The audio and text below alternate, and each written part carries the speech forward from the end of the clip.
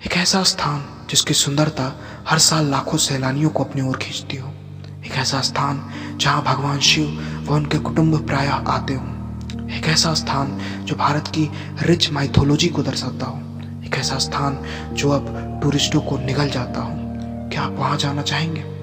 नमस्कार दोस्तों, स्वागत है आपका एक बार फिर हमारे इस मंच पे, जहां आज हम अपनी मिस्टीरियस प्लेसेस सेगमेंट में एक नई वीडियो ला रहे हैं जो है रहस्यमय लिपटी पार्वती वैली पे। एम्स्टर्डम ऑफ इंडिया कहे जाने वाली पार्वती वैली हिमाचल प्रदेश में स्थित है। इसकी अद्वितीय प्राकृतिक सुंदरता और हर कदम पे आश्चर्यचकित करते मनोरम दृश्य टूरिस्टों को भारी मात्रा में अट्रैक्ट करते हैं। पार्वती वैली हिंदू पौराणिक कथाओं में घटित घटनाओं का महत्वपूर्ण केंद्र है। कहते हैं भगवान शिव ने नागा साधु के भेष में इस जगह 3000 सालों तक घोर तपस्या की। जब उनका ध्यान टूटा तो वे इस जगह की खूबसूरती देख अचंभित रह गए और इससे नाम दिया पार्वती। पार्वती वैली का सबसे खूबसूरत और महत्वपूर्ण अंग है मणिकर्णन गांव। यह गांव चारों तरफ से स्नो से कवर्ड होने के साथ अपने गर्म पानी के झीलों के लिए फेमस है। कथाओं के अनुसार इस जगह एक बार देवी पार्वती की एक कान की बाली नदी में गिर गई। उसे खोजने के लिए भगवान शिव ने अपने सेवकों को भेजा, पर लाख कोशिशों के बाद भी उन्हें वो बाली न मिली। उन्हें खाली हाथ देख भगवान शिव क्रोधित हो गए और अपनी तीसरी आंख खोल दी। संसार को प्रलय से बचाने के लिए तब शेषनाग ने संपूर्ण इलाके की नदियों के पानी को भाप बनाना शुरू किया और उनमें से अनेक अनमोल रत्न निकले। देवी पार्वती ने उनमें से अपने बाली निकाल ली। कहते हैं बाकी सारे रत्न तब पत्थर में तब्दील हो गए और वे आज भी उन गर्म झीलों में दबे हैं। पार्वती वैली में ही एक नदी है खीर गंगा। उसकी विशेषता है इसका दूध जैसा उजला रंग। कहते हैं शिवपुत्र कार्तिकेय ने जब यहाँ आकर सालों तक तपस्या की थी, तब उनकी माता पार्वती उनसे यहाँ प्रायः मिलने आती थी और वे उन्हें इसी नदी के पानी से बना खीर खिलाती थी। इसके पानी की विशेषता और भी है।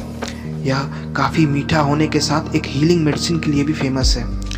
इतनी विशेषता होने के अलावा पार्वती वैली की कुछ खामियां भी हैं। यह इंडिया का ड्रग मैन्युफैक्चरिंग हब है।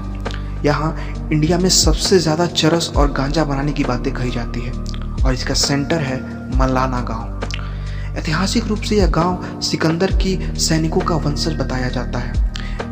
यहाँ भारत की सबसे प्राचीन डेमोक्रेसी की होने की बात कही जाती है, पर अपने गौरवान्वित इतिहास का धनी यह गांव आज कुख्यात है अपने ड्रग्स प्रोडक्शन को ले।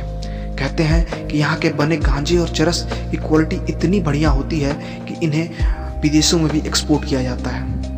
पर इन सारी बातों के अलावा हाल के सालों में पार्वती वैली का एक अलग ही रूप सामने आया है। पिछले 4-5 सालों में यहाँ आने वाले टूरिस्टों के अजीबोगरीब ढंग से गायब हो जाने की रिपोर्ट आम हो चुकी है। ये घटनाएं चिंताजनक इसलिए भी हैं क्योंकि इन गायब हुए लोगों में से ज़्यादातर लोगों की लाशें भी बरामद नहीं हुई है। जेवियर कैमिले, ब्रूनो मुशैलिक, वैलेंटीन जॉर्ज जैसे कई विदेशी टूरिस्टों का आज तक कुछ पता नहीं चल पाया है।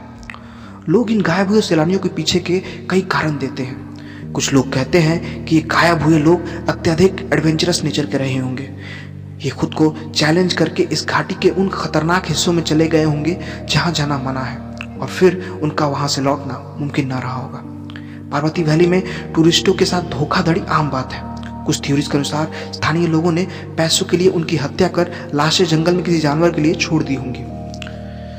चूंकि ये घाटी ड्रग्स का अड्डा है, तो कुछ लोग को इन गायब हुए लोगों के पीछे ड्रग अब्यूज जैसे क्राइम का हाथ लगता है। पर एक छोटा तबका इनके पीछे यहाँ के पर्वतों में निवास कर रहे अघोरी साधुओं को भी मानता है। इनके अनुसार या तो ये लोग अघोरी साधुओं की जीवन शैली से प्रभावित हो उनके साथ होली होंगे, या फिर साधुओं को परेशान करने के कारण उनकी बलि या आहार की सामग्री बने होंगे।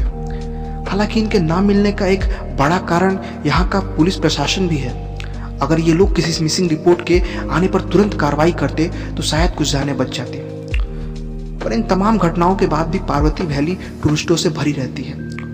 लोग इसकी सुंदरता में इतने मोहित हो जाते हैं कि उस डर को भी भूल जाते हैं। तो ये थी हमारी आज की प्रस्तुति पार्वती वैली पे। आशा करता हूँ कि आपको ये वीडियो पसंद आई हो। कृपया कर चैनल को सब्सक्राइब और शेयर करें और हमारी मुलाकात ऐसे ही होती रहेगी, क्योंकि हमारी ये दुनिया अजीब है।